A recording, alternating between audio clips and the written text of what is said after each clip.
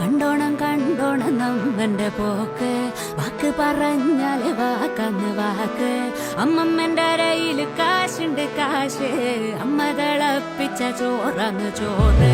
വള്ള നിറയ്ക്കാൻ നേര്